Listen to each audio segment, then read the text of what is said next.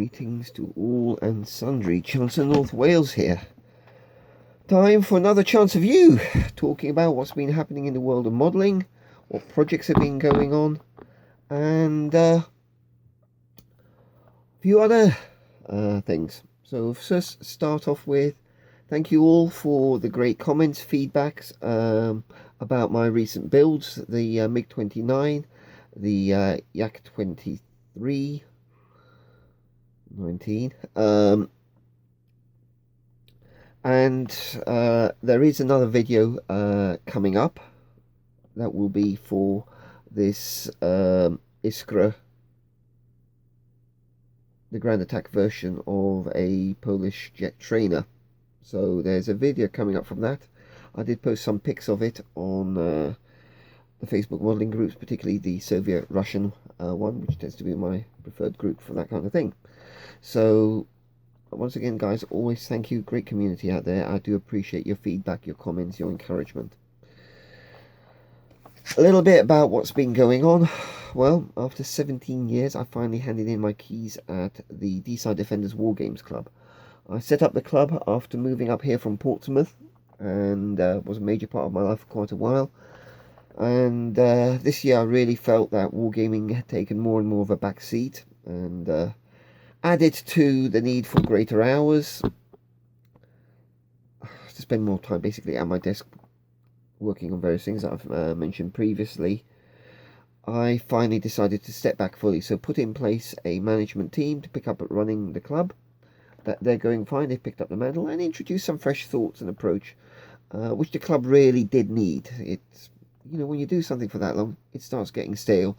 So the guys brought in some very much needed fresh blood to it. So for that point of view, from my hobby point of view now, not spending my Thursday evenings wargaming, adminning at the club anymore, work longer hours, just come home and spend a bit of time at the modelling bench, and it seems to work far better for me, and it's where I need to be right now. So as you will look back, you'll see that there were previously videos on wargaming. For the time being, that's just going to go very quiet for a couple of years or so. So recent activity, well, I currently have on the go a double build of the SU-15 and the SU-15 I'm building the two trumpeter kits at the same time. So let's see which ones they are. That's proving to be quite an interesting project. I want to build effectively the same aircraft type in two different formats. The single-seater, fully loaded, rolling off the flight line, pilot figure in the cockpit, that kind of thing. Not too heavy on the weathering, just some. The two-seater, in contrast, will have intake covers on, much more heavily weathered, and apart from drop tanks, nothing loaded on it.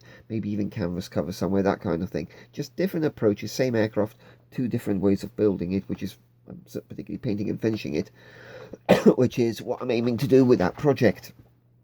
So that's where I'm currently working on, and of course there'll be the build video for that stuff posted on the Russian/Soviet scale modeler group on Facebook, things like that. So that's what's currently going on. I think really need to move now to a couple of shout outs, and there are two people. First one I'm going to get to is a young chap who goes by the excellent name of T-Powered Projects. I just like the name, to be honest with you. He's only done one scale modelling video so far, 2 weeks ago, his first Spitfire. He's got a very nice presentation method. He's using top-down camera. He's explaining what he's doing. It's just very accessible. Certainly a modeler whose skills need to develop, but I think as a community we should be encouraging him, asking what he's building next, that kind of thing. So look out for it. T-Powered Projects. There will be a link in the description section down below. The second chap goes by the name of Small Soldier, and this is clearly a very experienced modeler, military enthusiast, who's now started doing stuff on YouTube. The quality of his work is pretty amazing, to be honest.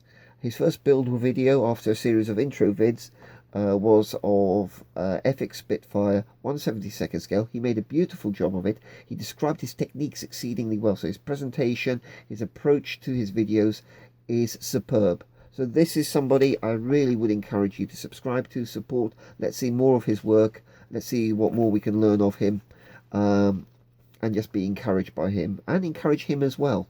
So Small Soldier, again, there will be a link in the description section down below. So, finds. Now, I'm a great believer in supporting your local model shop, because we all like to find a kit on the shelf. We all like that engagement. Well, I certainly do. Yes, I do use mail order, but that's only for very specific projects. It's not the core of my modelling purchasing, not by a very long chalk. It's either model shops or model shows. And I, generally speaking, if I could find the stuff that I like at my local model shop, I'm supporting a local business, and I try to do so. So recently, the Chester Model Centre, after a bit of a drought of interesting Russian subjects, has now had a flood of them, and it was a case of, if you had these coming in more regularly, I would just be able to spread my spend a bit. So anyway, 2 weeks ago, I visited the shop and came out with the following ones, and then also today, fancied a walk, had a nice amble into Chester, and also picked up a kit. So the recent finds have been a LET 140 UVP, Polish built transport aircraft with option for an Aeroflot aircraft.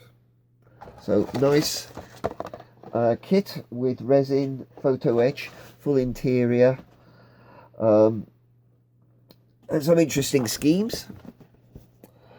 Zvezda, well, I do like them. Their Su-33, the Sea Flanker, in 1/72, of course.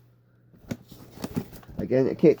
Some of you who watch my channel may have built it, and certainly would have seen builds of it on various Facebook groups and quite probably on YouTube as well. One of the kits I've been looking out for, would love to build another flanker, and that's going to go in the stash. It's a kit I will get to probably after the another Fulcrum.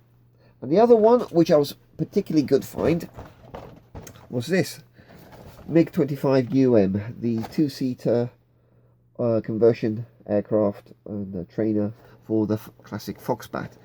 Difficult aircraft to find. Great to have found it, and that will eventually be going in the collection. Not such a hot kit in terms of its quality, but since when it started bothering me. So really chuffed with that find. And then today, and I wasn't going in with the intention of buying anything. Famous last words, I suppose, that really was this Kamov 26. Basically, what happens when you put contra-rotating props on a Land Rover. So a very nice find there. They've got currently a good stock of other kits. They've had a large influx of second-hand kits or kits from that somebody sold for collection. I don't know what. Check them out online. Visit if you can. If you're local, please do check out Chester Model Centre. Lovely run of models there, and a nice expansion to my haul. And there was me doing so well, building faster than I was buying, and that's gone a bit tits up now, really. So that's a recent haul. As we always, when I get to the build video of these projects, I'll do more of a detailed description. I'm going to aim to put a bit more about the kits themselves in my build videos, discuss that side as well.